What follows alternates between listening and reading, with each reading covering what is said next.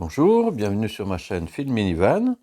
Donc, pour rappel, en voulant faire une vidéo sur les chutes de tension, je me suis aperçu que mon installation, qu'il y avait beaucoup de choses qui n'étaient pas top, et que donc j'ai entrepris de corriger.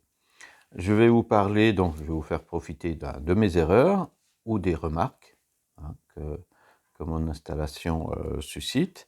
C'est une installation qui a été faite il y a 5 ans et demi. Voilà. Quand je la vois, je me dis: «Mince, comment j'ai pu faire, telle ou telle chose?»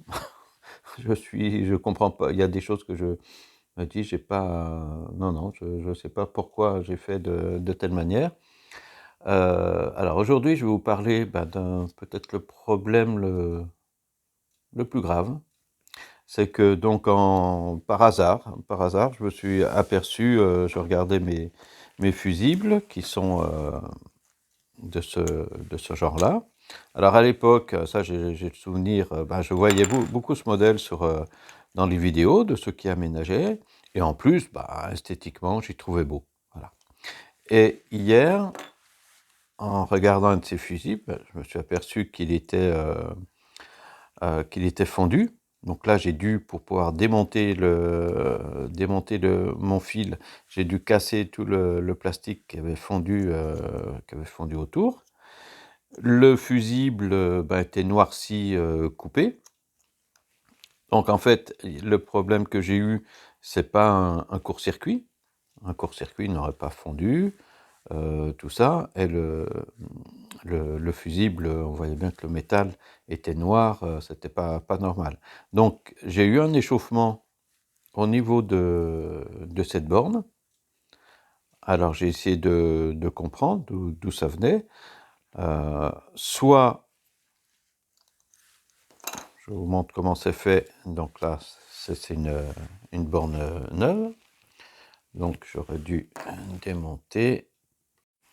Alors voilà, j'ai démonté la cosse. Donc on met notre fil, on met la cosse sur le fil. Ensuite, tout à l'intérieur. Et on a une vis de serrage. Par contre, ce qu'on peut remarquer, c'est que une fois qu'on serre, la surface en contact est assez réduite, hein, puisqu'on a un espace. Alors bon, bien sûr, on touche le fil touche au fond, mais sur la périphérie, c'est limité. Alors, qu'est-ce qui a pu se passer? C'est soit je l'ai mal serré dès le départ, ou qu'avec le temps, les secousses, ça s'est desserré, qu'avec la chaleur, ce qu'il faut bien voir aussi, c'est que quand on a des fortes intensités, ça chauffe toujours un peu.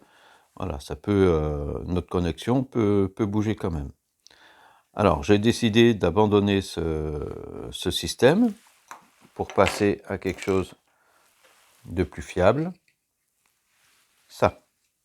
Voilà, alors c'est des fusibles ALM.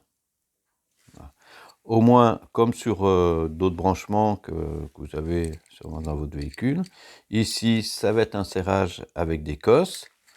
Donc, il y a moyen qu'on aura une surface de contact qui sera plus importante. Une erreur que j'ai faite aussi, alors je n'ai plus la cosse, c'est donc sur les grosses cosses avec du fil de 10 mm², donc j'avais bien serti. Et puis, j'ai eu la bonne idée de me dire: je vais combler tous les espaces avec une soudure à l'étain à l'intérieur. Et donc, j'ai vu sur Internet que c'était en fait une mauvaise manip, une mauvaise pratique plutôt.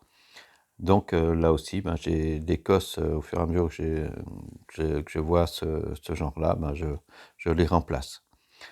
C'est une mauvaise donc pratique parce que d'après ce que disait, c'est sur l'IA, j'ai vu ça, qu'il y a des études qui montrent que l'étain, non seulement ça rigidifie la connexion, et puis que l'étain qu'on rentre à l'intérieur, qui va rentrer à l'intérieur de la cosse, avec le temps, ça peut se ramollir. Voilà, c'est pas une, a priori, c'est bien documenté, d'après ce qu'il disait, donc il faut pas faire ça. Autre dernière chose que je vais, en changeant ces fusibles que je vais modifier, c'est que il est conseillé de mettre le fusible vraiment au plus près de ce qui délivre je dirais le courant. Donc dans mon cas, puisque je vais remplacer celui qui part de la batterie du véhicule, je vais essayer vraiment donc de le mettre vers la batterie, trouver une place. Jusqu'à présent, celui que j'avais mis en place, il n'était pas très loin, hein. J'avais la batterie dans un Jumpy et sous le véhicule, sous le siège passager. Donc j'avais allez, 1 mètre 50. Mais je vais voir si je peux le rapprocher, puisque le but du fusible, c'est de protéger le fil électrique. Donc si on met le fusible 1 mètre après la batterie, s'il arrive quelque chose sur ce 1 mètre, il n'y a pas de protection. Sur ma sortie, donc il faut que je remplace le fusible qui va de la batterie au chargeur DC-DC. Et à la sortie du DC-DC, là aussi, il faut mettre un fusible. Bon, je l'ai mis, j'avais fait un petit circuit, il n'est pas très loin non plus, mais là aussi, je vais essayer vraiment de le mettre au plus près de la sortie. Très bien, j'espère qu'en attendant, j'ai d'autres corrections à apporter, dont je vais vous faire part, hein, si ça peut être utile à d'autres. Allez, au revoir.